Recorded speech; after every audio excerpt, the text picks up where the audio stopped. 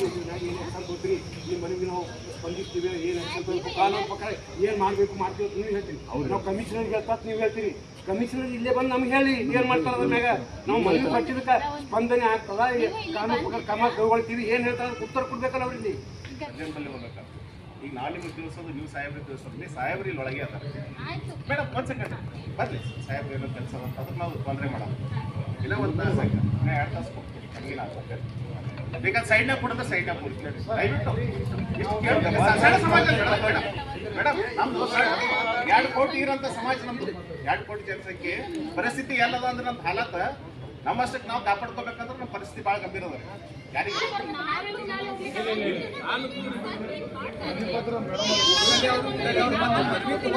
ನಿಮ್ಮ ಕೈನೇ ಬರ್ಲಿಕ್ಕೆ ಸೋದರರಾಗಿರ್ತಕ್ಕಂಥ ದತ್ತಾತ್ರೇಯ ಪಾಟೀಲ್ ಅವರ ಮೇಲೆ ಇವತ್ತು ಅನಾವಶ್ಯಕ ದೂರನ್ನು ದಾಖಲಿಸಿ ಪೋಸ್ಟ್ ಮಾಡುತ್ತಿರುವವರ ಮತ್ತು ಹೇಳಿಕೆ ನೀಡುತ್ತಿರುವವರ ವಿರುದ್ಧ ಕಠಿಣ ಕಾನೂನು ಕ್ರಮ ಕೈಗೊಳ್ಳುವಂತೆ ತಮ್ಮಲ್ಲಿ ವಿನಂತಿಯನ್ನು ಮಾಡ್ತಾ ಇದ್ದೀವಿ. ಮಾನ್ಯರೇ, ಈ ಮೇಲ್ಕಾಣಿಸಿದ ವಿಷಯಕ್ಕೆ ಸಂಬಂಧಿಸಿದಂತೆ ತಮ್ಮಲ್ಲಿ ವಿನಂತಿಸಿಕೊಳ್ಳುವುದೇನೆಂದರೆ, ಕಲಬುರಗಿ ಜಿಲ್ಲೆಯ ಪ್ರತಿಷ್ಠಿತ ವೀರಶೈವ ಲಿಂಗಾಯತ ಸಮುದಾಯದ ಪ್ರಭಾವಿ ಕುಟುಂಬಗಳಲ್ಲಿ ರೇವೂರು ಪಾಟೀಲರ ಪರಿವಾರವೂ ಸಹ ಹೊಂದಿದೆ. ರೇವೂರು ಕುಟುಂಬ ಪ್ರಥಮದಿಂದಲೂ ಉದ್ಯೋಗ ಮತ್ತು ಧಾರ್ಮಿಕ ಸಾಮಾಜಿಕ ಸೇವೆಗೆ ಹೆಸರುವಾಸಿಯಾದಂಥ ಕುಟುಂಬವಾಗಿದೆ. ಕಳೆದ 4 ದಶಕಗಳಿಂದ ಸಾರ್ವಜನಿಕ ಜೀವನದಲ್ಲಿ ರೇವೂರುಗೌಡರ ಸಾಮಾಜಿಕ ಸೇವೆ ಮತ್ತು ಸಾಮಾಜಿಕ ಪ್ರೀತಿ ತಮಗೆಲ್ಲ ತಿಳಿದಿರುವಂಥದ್ದು. ಅವರ ಪರಿವಾರದ ಸಮಾಜಮುಖಿ ಸೇವೆಯನ್ನು ಗುರುತಿಸಿ ಕಲಬುರಗಿ ಮಹಾನಗರದ ಜನತೆ ಮತ್ತು ಕಲಬುರಗಿ ದಕ್ಷಿಣ ಮತಕ್ಷೇತ್ರದ ಜನತೆ ಲಿಂಗೈಕ್ಯ ಚಂದ್ರಶೇಖರ್ ಪಾಟೀಲ್ ರೇವೂರವರನ್ನು 2 ಬಾರಿ, ಶ್ರೀಮತಿ ಅರುಣಾ ಚಂದ್ರಶೇಖರ್ ಪಾಟೀಲ್ ರೇವೂರವರನ್ನು 1 ಬಾರಿ ಹಾಗೂ ಅವರ ಸುಪುತ್ರ ಯುವ ಧುರೀಣ ಶ್ರೀ ದತ್ತಾತ್ರೇಯ ಸಿ ಪಾಟೀಲ್ ರೇವೂರವರನ್ನು 2 ಬಾರಿ ಸತತವಾಗಿ ಶಾಸಕರಾಗಿ ಆಯ್ಕೆ ಮಾಡಿರುವುದೇ ಇದಕ್ಕೆ ಸಾಕ್ಷಿಯಾಗಿ ನಿಲ್ಲುತ್ತದೆ. ಸಾರ್ವಜನಿಕ ಜೀವನ ಮತ್ತು ರಾಜಕೀಯ ಅಧಿಕಾರದ ಸಂದರ್ಭದಲ್ಲಿ ಮತ್ತು ಇಂದಿಗೂ ರೇವೂರುಗೌಡರ ಪರಿವಾರ ಸಮಾಜದ ಎಲ್ಲ ಸಮುದಾಯಗಳೊಂದಿಗೆ ಸದ್ಭಾವನೆಯಿಂದ ಸಂಪರ್ಕ ಇರಿಸಿಕೊಂಡವರು. ಸದಾಕಾಲ ಕಲಬುರಗಿ ನೆಲದಲ್ಲಿ ಸಾಮರಸ್ಯ ಮತ್ತು ಕೋಮು ಸೌಹಾರ್ದತೆಯನ್ನು ಕಾಪಾಡಿಕೊಂಡು ಬಂದವರು.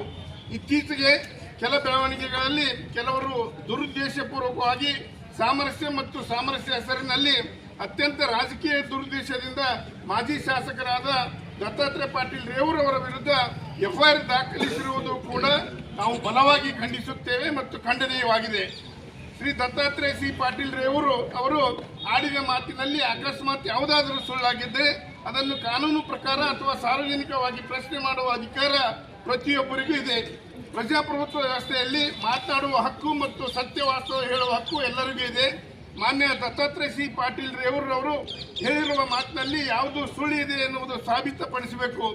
ಈಗಾಗಲೇ ಆ ವಿಷಯ ಕುರಿತು ಕಲಬುರಗಿಯ ನೆಲದಲ್ಲಿ 3 ದಶಕಗಳ ಹಿಂದಿನ ರಾಜಕಾರಣದ ವಾಸ್ತವ ಸ್ಥಿತಿಯನ್ನು ಮತ್ತು ಅಂದಿನ ಘಟನಾವಳಿಗಳನ್ನು ಅವರು ಮೆಲುಕು ಹಾಕಿದ್ದಾರೆ. ಶ್ರೀ ದತ್ತಾತ್ರೇಯ ಸಿ ಪಾಟೀಲ್ ರೇವೂರವರ ರಾಜಕೀಯ ಬದುಕಿಗೆ ಮತ್ತು ಸಾರ್ವಜನಿಕ ಜೀವನದ ಮೌಲ್ಯಗಳಿಗೆ ಧಕ್ಕೆ ತರುವ ಹುನ್ನಾರ ಇದರ ಹಿಂದೆ ಅಡಗಿದೆ ಎನ್ನುವುದು ಸ್ಪಷ್ಟವಾಗಿ ಗೋಚರವಾಗುತ್ತಿದೆ. ರೇವೂರುಗೌಡರ ಕುಟುಂಬ ಸುಸಂಸ್ಕೃತ, ಸಂಸ್ಕಾರ, ಸೌಜನ್ಯತೆ ಹಿನ್ನೆಲೆ ಹೊಂದಿರುವ ಕುಟುಂಬವಾಗಿದೆ.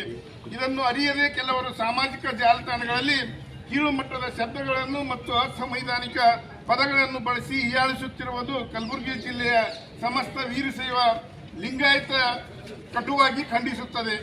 ಚಿಕ್ಕ ವಯಸ್ಸಿನಲ್ಲೇ ಶಾಸಕರಾಗಿ ಮಹತ್ವದ ಕಲ್ಯಾಣ ಕರ್ನಾಟಕ ಪ್ರದೇಶಾಭಿವೃದ್ಧಿ ಮಂಡಳಿ ಅಧ್ಯಕ್ಷರಾಗಿ ಯಶಸ್ವಿಯಾಗಿ ಕಾರ್ಯನಿರ್ವಹಿಸಿ ಜನಮನದಲ್ಲಿ ದತ್ತಾತ್ರೇಯ ಸಿ ಪಾಟೀಲ್ ರೇವೂರವರು